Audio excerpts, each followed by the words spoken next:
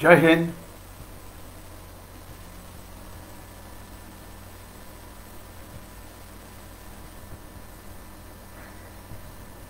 Jai Hind. Brigadier Hemant Mahajan welcomes you to another session on Afghanistan. Afghanistan has been in limelight for quite a few days since last 3 weeks, and it still refuses to go out of limelight. What exactly is happening in Afghanistan? What effect it has on India? What effect it has on the world? We will consider many new facets that have come up since our last presentation on Afghanistan. Firstly, let me start the presentation by telling you a good news that India in the paramedical Olympics has done very well, and a large number of Indian athletes have won gold medal. We definitely need to salute these people who have done extremely well in para Olympics, thereby bringing glory to our country. We especially thank the gold medal winners who have done well. Bhagat, who's won a medal in badminton. Then there are people who have won medals in shooting, etc. So definitely we need to compliment them. Secondly, the subject on which we will talk now is basically Afghanistan. Has been the role of private military contractors there? What has been the role of corruption there? What was the role of various warlords which are functioning in Afghanistan? What is the role of various terror groups that are functioning in Afghanistan? What is the role of Pakistan? What is the role of China? Of course, we have spoken on it a bit earlier, but new angles that have emerged since last presentation is what I will highlight with. Firstly, let me tell you that today there is a civil war going on between Afghanistan and Taliban in the Panjshir Valley. The Panjshir Valley is led by a Tajiki warlord called Ahmad Masood. He is a son of Ahmad Shah Masood. One would remember that Ahmad Shah Masood was killed by a suicide bomber on 7th of September, and on 9th September was the 9/11 Twin Tower attack which took place in USA.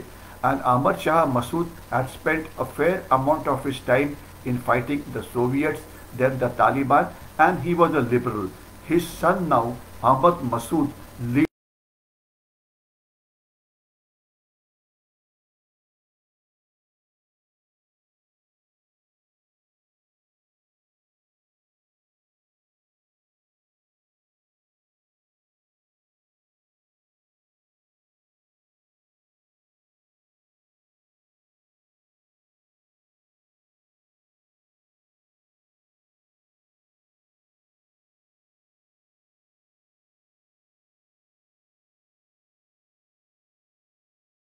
Pakistani army because they are going to suffer casualties.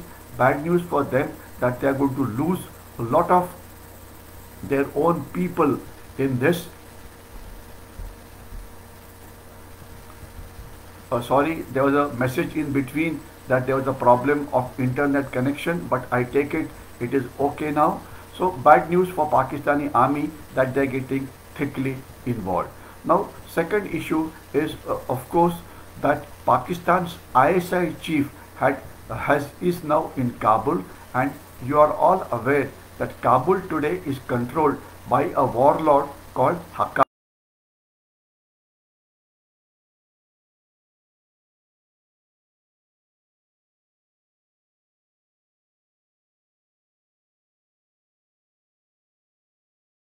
To help the Taliban government to function, to organize their army, etc.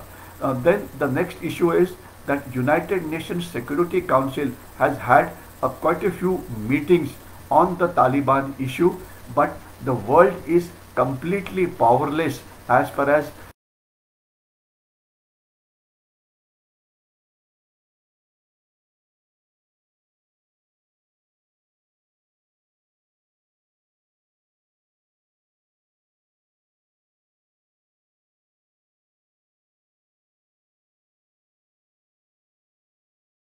which had no meaning. They passed resolutions which had no meaning.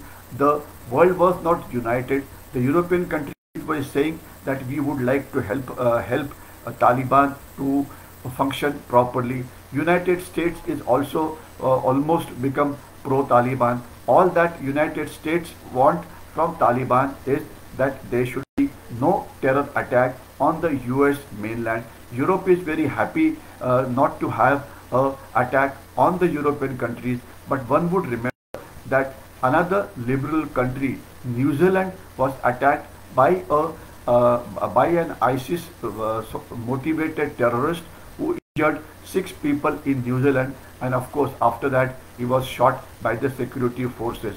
The world is divided. They do not know how to deal with Taliban, and in any case they have no control because no power today is inside Afghanistan except possibly the Taliban, the Pakistanis. Okay. Now China is also trying to poke its own nose there and trying to fill up the vacuum left inside Afghanistan by USA. So we will talk on all these issues very briefly, but let me come down to one main point, that is the private military contractors. One would remember that Afghanistan war was ended by USA because they said they have lost 2,500 of their soldiers in last about 22 years of the war. But what is not well known is the USA has also lost 4,500 military contractors. What is military contractors? What is private military security agencies? What do they exactly do? In our country today, our housing societies are guarded by private guards, by private security companies who are basically headed either by an army personnel or a police personnel, and they guard our societies. Well, the concept is not bad, but in America, they have taken it very far ahead. America or developed countries are very scared of losing their soldiers in combat or in a war or in a warlike situation. So what they do is lot of tasks which is done by the army soldiers in a war is handed over to the private military contractors. Now what do the private military contractors exactly do? In the Indian Army, you have an Army Supply Corps which supplies you with rations and other logistics. You have the Army Ordnance Corps which manages your ammunition supply and inspection of weapons, etc. Then you have the electrical and mechanical engineers who repair your weapons, who also repair your ammunition, your other military vehicles, etc. Then you have the Army Medical Corps which takes care of the injured soldiers and the health of the armed forces. But in the US Army, all these tasks are handed over to private military contractors. Means they will supply rations, they will supply ammunition, they will carry out movement, they will let's say repair vehicles, including repairing aircraft, repairing helicopters, repairing drones, etc. So they will do everything. How does it help the United States or the Western countries? It helps them to ensure that there are much lesser number of soldiers on the battlefield. If you have lesser number of soldiers, obviously you will have lesser number of casualties, either soldiers being killed or soldiers being injured. Then who will pay the cost? The cost is invariably paid by the private military contractors who are present on the battlefield in large numbers, and they get ambushed, they get fired upon, they get kidnapped, they get killed. Of course, they also kill, but the fact is that United States has lost twice the number of soldiers as compared twice the number of private military contractors as compared to the soldiers. And who are the private military contractors? They are basically retired soldiers who are well qualified in their respective job. That means somebody can fly an aircraft, somebody can fly a helicopter because that is what he was doing when he was in service. He can carry out ammunition repairs, he can carry out weapons repairs.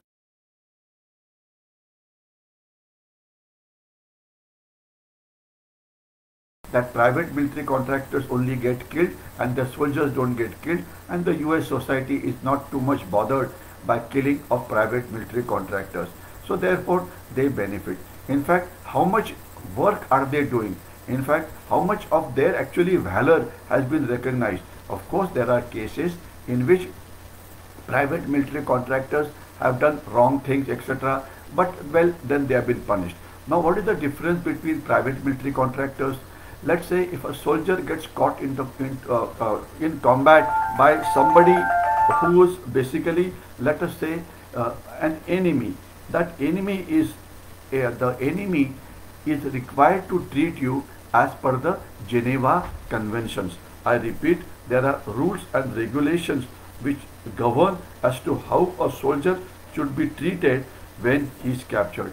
But are these rules applicable to the private military contractors? The short answer is no. That means if they get captured by a Talibanis or by other enemy, then they get killed or they get ill-treated very badly. Secondly, they are not protected by law. So therefore, private military contractors are at a great risk. But why do the retired Faujis join private military contractors?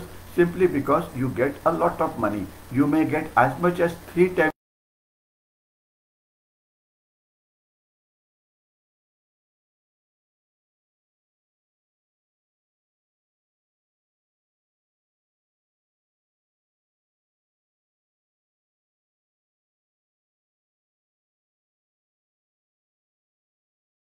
Syria war. They are very active in nearly 50 countries. Private military contractors are also being used to guard ships, etc. When the merchant navy ships pass from the Strait of Malacca or pass from near the coast of Africa, there are pirates who can capture the ship, capture the crew, etc. So there are private military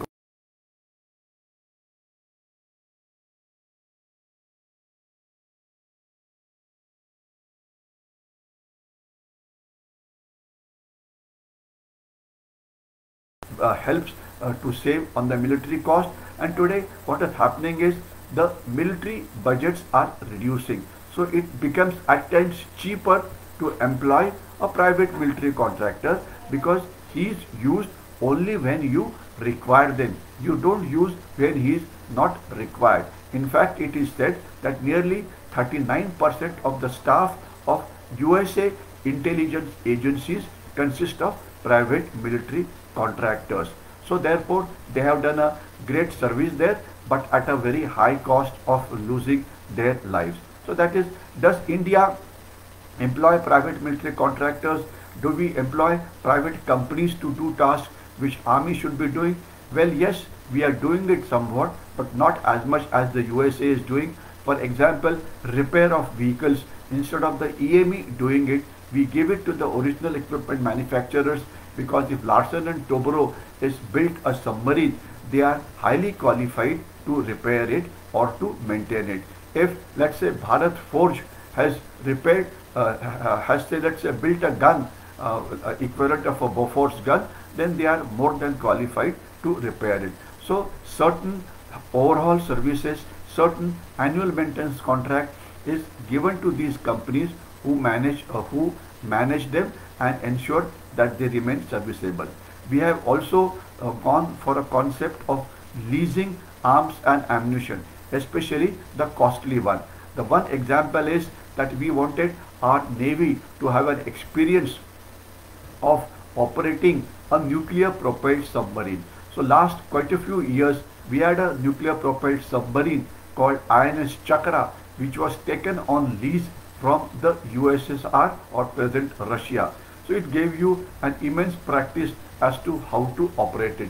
So when India's own nuclear propelled submarine was built, which is now doing sea trials, etc. So we already had a crew which was well trained on these nuclear submarines. We have also been using leased drones, because till the time we are able to build up our drones, we require to carry out surveillance on our border, and this is done by leased loans, because it leased drones, because it works out to be cheaper. So this is the role of private military contractors. We have to ensure that we employ private military contractors or private companies only when it works out to be cheaper. That is one issue. Secondly, the services provided by them are higher than what we get in the uniformed community. So private military contractors is an innovative idea of reducing defense budget. The next point that I will come to is the corruption which defeated the United States in Afghanistan. Many people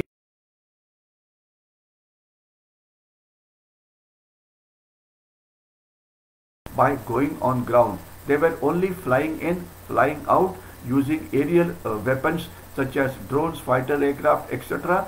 to neutralize the Talibanis. When the intelligence was up to the mark, they were able to destroy them.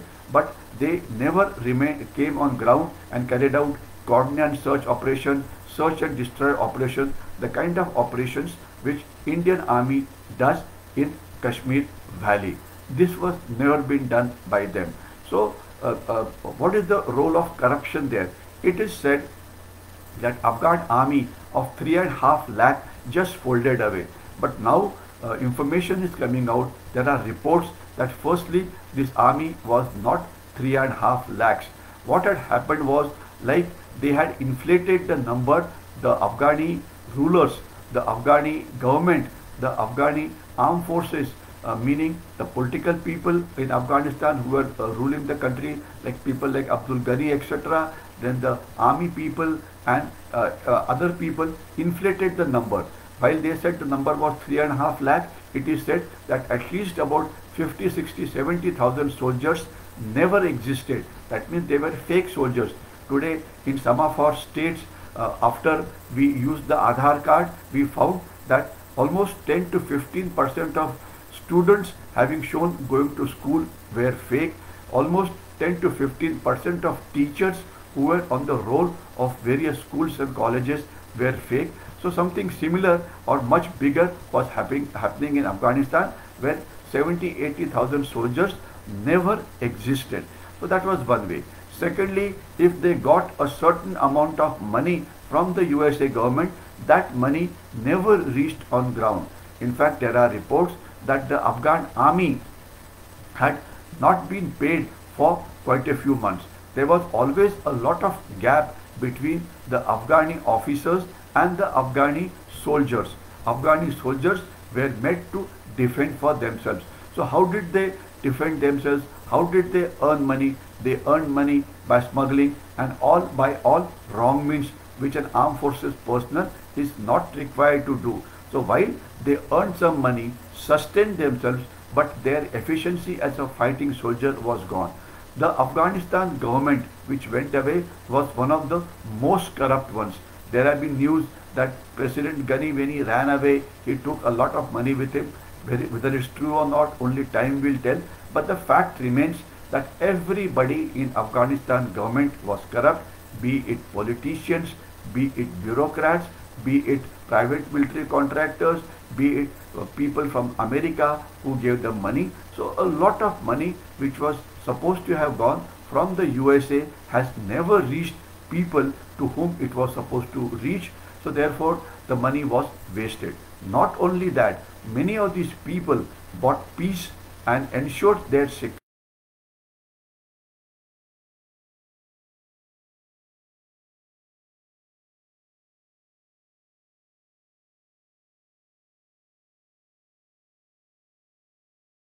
Extortion takes place in our Naxal affected areas, where people working there, be it contractors, be it shopkeepers, have to give money to the Naxals to remain safe. So something similar was happening in the area of Afghanistan. Then the next, the corruption level is supposed to be so high that it is said that it could have eaten away almost 30 to 40% of the money. That means 30 to 40% of the money was wasted in corruption. So corruption was a big problem. Hopefully it will be taken care of now. Then I will come on the role of warlords. Afghanistan has never been a country which is unified. Afghanistan, you have the Pashtuns or the Pathans, you have the Tazakis, you have the Uzbekis, you have the Hazaras. So they are all have their loyalties as far as their ethnicity is concerned. So it is not a unified country. It is a country which is badly divided on the ethnic lines. Not only that, there are tribal loyalties, there are sub-tribal loyalties. So if any movement takes place in Afghanistan, along the roads there are people who extort money from the transport that keeps on moving up and down the road. Each area of a warlord, extortion has to be paid, like we pay toll when we go on a national highway, etc. So here there are these private people, the warlords, who take money and let a vehicle go, and the money is very well fixed up. So this kind of a warlords today are the ones who rule. And now what happens is, the warlords' tribal loyalty is so high that we had talked about the weapons which the USA left in Afghanistan. It is said that weapons worth about 85 to 90 billion dollars was left by USA in Afghanistan. So everybody is scared. Now will these weapons be used by Afghanistan against other countries, against the world? One need not worry about it. Firstly, when you talk about $85 billion of aid being given, it's an aid which has been given right from 2002 onwards. The value of this aid as on now would be much lesser. For example, if you have a car which is 15 years old, then its value is 0. If it's 20 years old, then it is minus. So something similar is the weapons. A lot of these weapons are unserviceable. That is one. Secondly, the ones which are serviceable, their vital component like the electronic component, the softwares, the algorithms, etc. have been removed. So their efficiency is completely gone down. Thirdly, these are all high-tech equipment, so it requires trained people to fly them or use them. Of course, some of the Afghanistan soldiers are trained on it, but they will require constant training to use them. But what are these weapons meant for?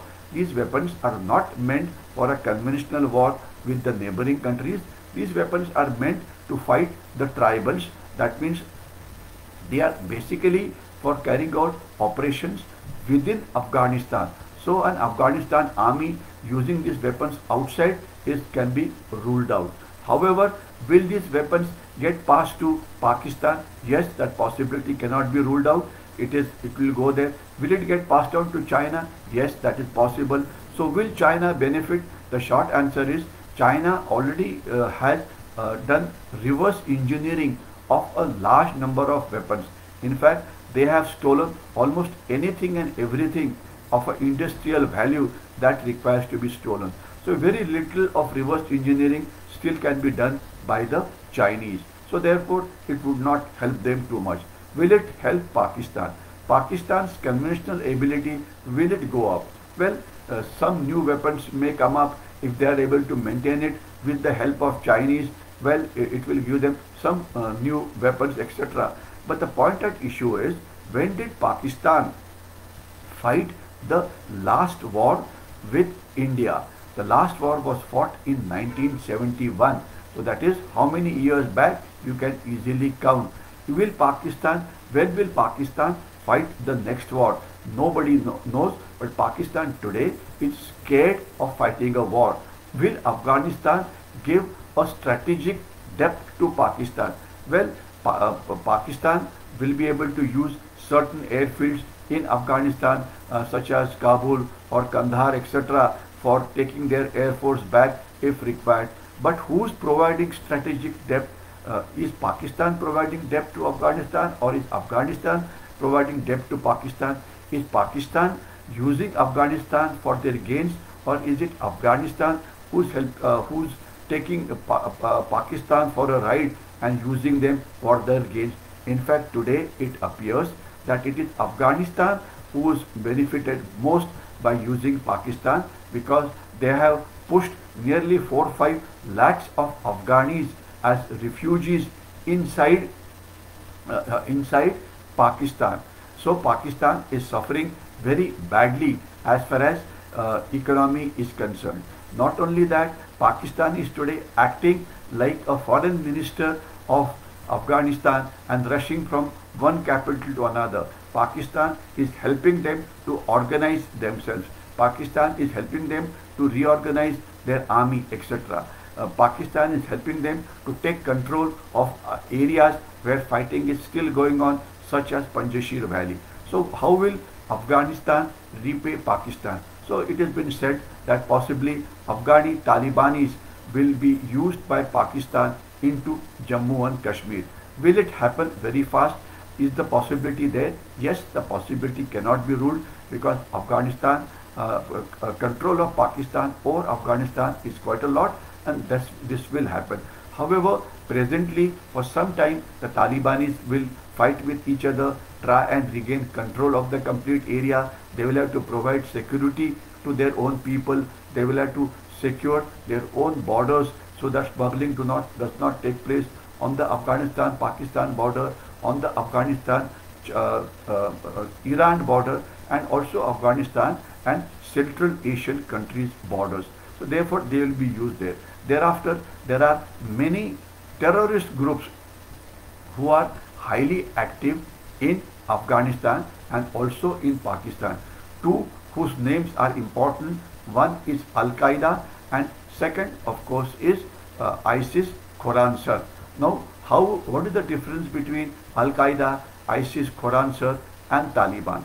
The simple difference is, as far as Taliban is concerned, Taliban basically wants to rule Afghanistan, and they don't have too much of a ambition as far as borders outside Taliban are concerned. But what is the ambition of Al-Qaeda? Al-Qaeda is much more radical, and they want to do Islamic jihad in many countries. In fact, the Afghanistan spokesman has said that they would want to carry out jihad in 30 countries, and India's Kashmir figures very high on the list of the Al-Qaeda jihad. So that danger is always there, plus 9/11 attack on USA was there. Now, will the Taliban be able to control Al-Qaeda? It looks unlikely, because Afghanistan, there are very remote areas which nobody can control.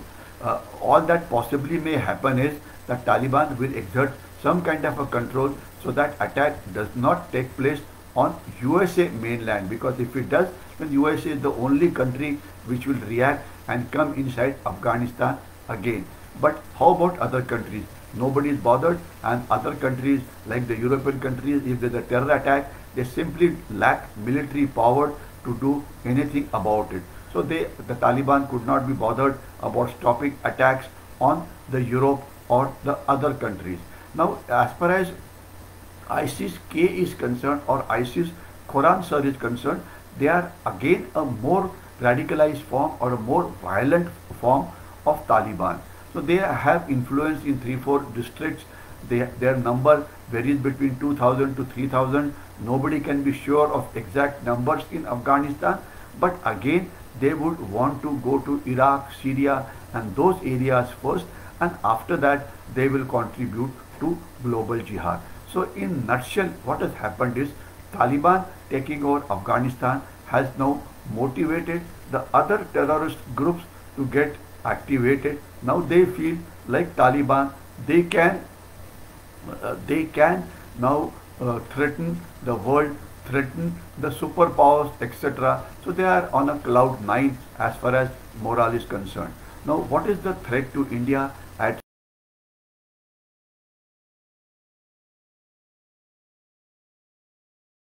we have defeated these Pathans or Pashtuns in the 1947 war. 25-30,000 of them were killed or captured by Indian Army. In the 65 war, we killed and captured nearly another 20-25,000 of the Toriwalas or the tribals who had come for Operation Gibraltar in Kashmir.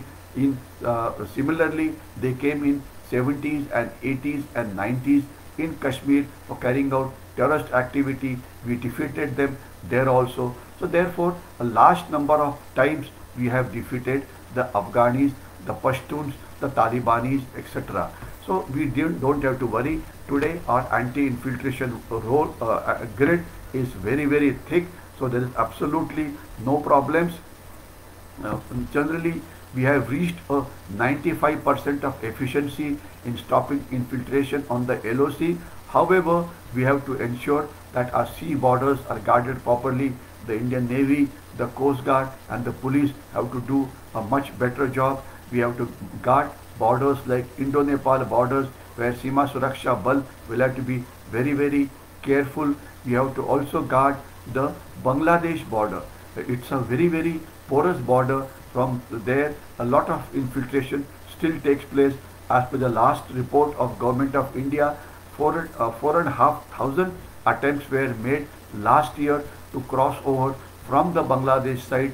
So we need to guard that border by the border security force well, because infiltration still continues unabated. While presently it is the illegal Bangladeshi migrants who are infiltrating, but the ISIS, the Al-Qaeda infiltrating with them cannot be ruled out. So therefore we have to ensure that we remain active, we remain proactive on all the fronts.